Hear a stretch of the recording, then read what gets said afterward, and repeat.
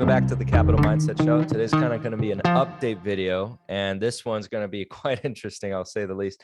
So for those of you who may not know, one of the positions in the portfolio that was a cash proxy, I guess it's transitioning out of that into a more serious role now, but the cash proxy in question is AJRD, Erija Rocketdyne. And so there's been some new news, and I'll kind of share with you my thoughts. Am I selling? What am I doing? Am I adjusting? And the answer to that will be answered in this video. All right. So first things first, we'll start with the price action. And you guys probably have seen it, maybe not. So the FTC has elected to stop the merger between Lockheed Martin and Erija Rocketdyne. And on that news, it collapsed about 18.67%. So my position, the speculative cash proxy position, is down, I think 11 or 12%. Let's say 12% to make it worse. So 12% from its average cost, because the reason why it's down 18.6% is towards the end of yesterday, it rose up all the way to about $45. So now it's collapsed down. Okay, so this is a good lesson in a little bit of temperament. So am I freaking out? No. Am I selling out? No. In fact, now when I did my original analysis way back when, it's actually approaching the buy zone where I liked it as a business itself, okay, without the speculation, right, of the merger going through. Okay, so that's out of the way, and we're going to pretend as if the merger will not go through going forward, okay, because now the likelihood is low. I'd say it's quite low. Okay, so I'll maybe talk a little bit about the FTC and what they were kind of saying. So with that, we'll start the conversation as such. So the FTC basically cited that Erija Rocketdyne is a critical provider of solid-based rocket fuels, which is they control about 70% of the market. And if Lockheed Martin had purchased them, Lockheed Martin would be too strong, right? And we have this new FTC chairman. She's about 32 years old. She's young, academic, and she's very opinionated, you could say, with regards to antitrust litigation. So she's going to be a little bit stronger, and clearly she's showing that here. And this is not to make a specific judgment on whether or not she's right or wrong on this. The Department of Defense stated their opinion that the deal, they wanted it to go through for their various reasons, and then she stated her reasons that I can validly see, as I've been stating. 70% control of solid rocket fuel is that's a number that they would probably be concerned about. So then Raytheon voiced concerns, of obviously, because Raytheon is a customer, so is Lockheed Martin is a customer, and this deal would have been a vertical integration, right? But however, knowing what this business does, it's actually quite attractive for these businesses to acquire it, because we're going into space, et cetera, stuff like that. So that's kind of just the broad landscape to look at it. And what will happen now? So let's pretend, again, the deal's not going to go through. We still have to see if Lockheed Martin is going to defend the deal.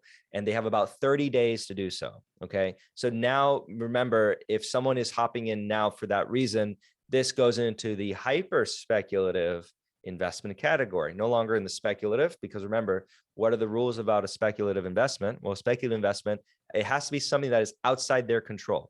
If it is outside their control, then speculative bucket, boom, immediately. So there are a couple of examples. This is one of them, but another one that I invested into was ASPS and microcap. Do not invest in that one. I shouldn't even said that ticker, but that one was obviously a speculative investment that I made, and it's done very well, that one. But that one in particular, its destiny was not in its own hands, but instead in the hands of the government at the time, because the government basically made their main business illegal. Okay, so Rocketdyne, similar thing. The merger, if you were investing it for the merger, that was not in their hands. That was in the FTC's hands. Immediately speculative position. Then the second category that I'm trying to preach as well is the potential category, right? Is it potential, or are they actually executing, right? So something could be the next Google, the next Amazon, right? But is it executing, right? Is it there? Is it not necessarily towards the end of the journey? Is it basically profitable? Is it showing signs of scalability, et cetera? Stuff like that, right? That's what I really mean in detail. So Erija Rocketdyne, now that it's not going through, what's going to happen, right? Because we're assuming it's not going to happen. Well, they're going to get a payout by Lockheed Martin of about 150 million US dollars. And so that's pretty good for this business because at the time of this video, the market cap is about 3.4 billion US dollars. So that means about, if we do the math, let's do the math together. I think, and I'll share my screen with the calculator. So first we say the $150 million. Oh, it's not clicking. $150 million. And then we're going to divide that by 3.4 billion US dollars. And we get about 4.4%. So 4.4% of the market cap is going to come straight to the business as cash. And that's probably going to have some sort of positive effect. Definitely for the business. It's nearly all of their long-term debt is covered by that cash pile. So that's good for the business as a whole. Now, the question is, what about the core business left over since the deal is not going through? Well, they are growing decently. Their backlog is growing decently. We're going into space again. We're going to build more rockets. A lot of military conflicts or not military conflicts, but wars is growing in a different manner. It's more long distance fighting, for example, like missile strikes, drone strikes, stuff like that. So they have a bright future in what they provide. And I'm more interested in the space aspects because we have liquid rocket fuel or rocket engines and then solid rocket engines, right? To simplify it. But the solid ones, it's basically used in war a lot, right? But also used in space for different parts of the venture.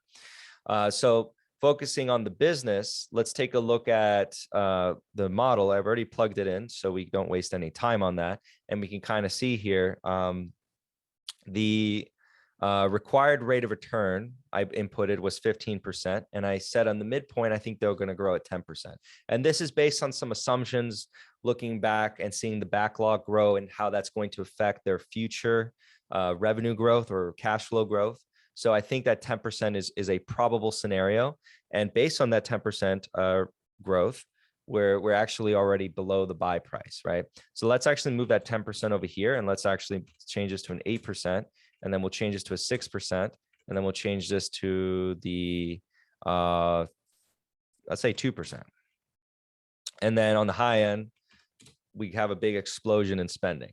So right here, we can kind of see that based on this discount rate, the allocation that the model is recommending to me is about 1.66% of the portfolio.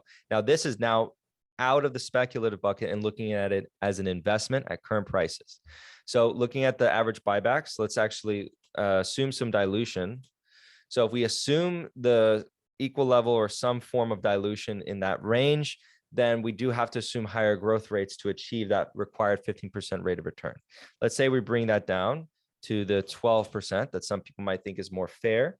And in that instance, even assuming that dilution, we can expect to have favorable results based on our requirements at those prices.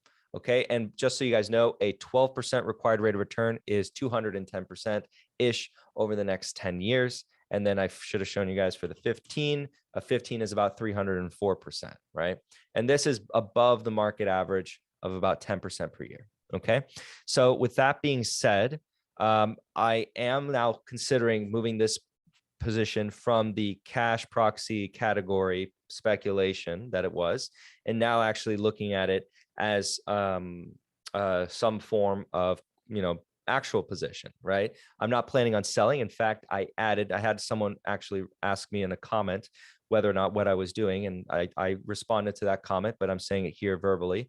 I actually did add today at about $36. Well, it didn't hit 36, but it was between 36 and 37. I think the price, if I remember off the top of my head, was 36.70 is when I added.